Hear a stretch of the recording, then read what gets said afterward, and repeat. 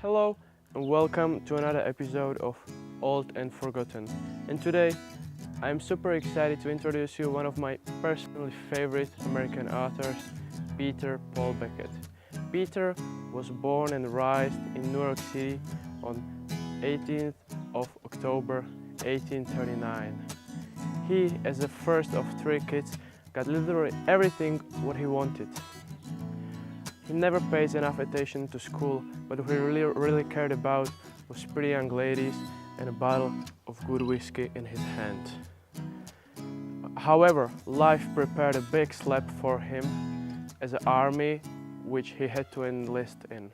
You know, Civil War was that kind of situation that happened and changed everything. The US wasn't prepared for this. Neither was such a young and spoiled kid as Peter Beckett. Army was a nightmare for him. He had problems with authorities and he lacked any discipline. That caused him so many problems with his majors. For the first time, he wasn't at the center of interest. He had to follow the orders. He did not like that at all. For several times, he even tried to harm himself to get away from physical activity. When he eventually got to the battlefront, the misery, the filth, and bloodshed caused him severe depression and anxiety. This got Peter to write several letters to his father asking him to stop this madness. Dear Mr. Beckett, after 2 weeks spent here, I cannot continue. There are horrible things happening over here. I saw things that no one can imagine. Open fractures, torn limbs, brutal burns. This is here able to see on daily basis, especially in hospital section, where I had to work for a couple days. Men are screaming from pain, praying for stop that. Those men would be rather killed than live with these edges. I won't sending you a letter if I wouldn't need your help. I know you have contacts in army and you can arrange the pass for me from this absolute nightmare. Sincerely, your son, Peter Paul Beckett. Dear Mr. Beckett, it is almost 9 weeks from sending you a letter. I was waiting for a response for whole weeks, but now I know it was only unnecessary waiting. Friend of mine who was killed in my group was killed by spy only few inches from me. When we caught him and took his gun with which he killed my friend, I discovered a horrible thing. There was written name of your company on that gun.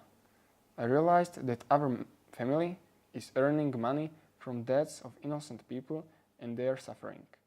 Peter Paul Beckett. After the war, he came home as a humble man with completely new perspective on life. He found his true love, Susan McKinnon, and moved out of his family mansion to cozy apartment in Boston. Only there, he started to write his short stories and books. He died from tuberculosis on 1st of April 1901. His wife published his work few months after he died. The books were not successful at all. However, they gained some popularity in the state of Massachusetts. Now we know some general information about Mr. Beckett, but what about his personal background, Nancy? A lot of people praised Peter because of his short stories, but they tend to forget that he was also a good man and a husband. It's not a secret that before war he was a brat. I can imagine that it was pretty tough to give up all family fortune.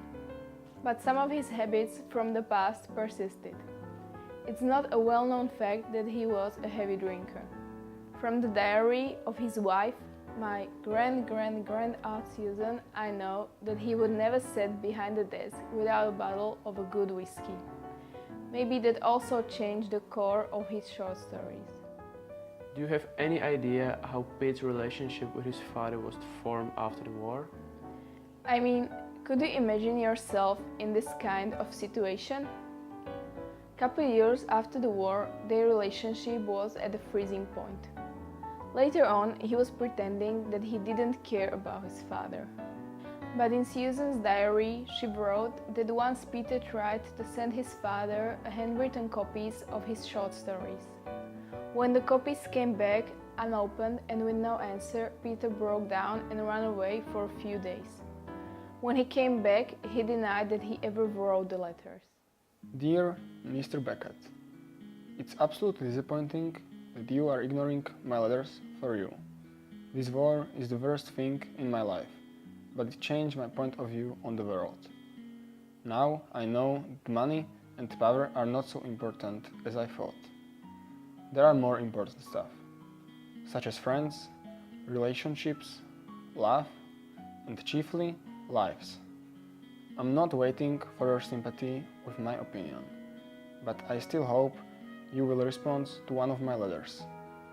Greetings from your son, Peter P. Becket.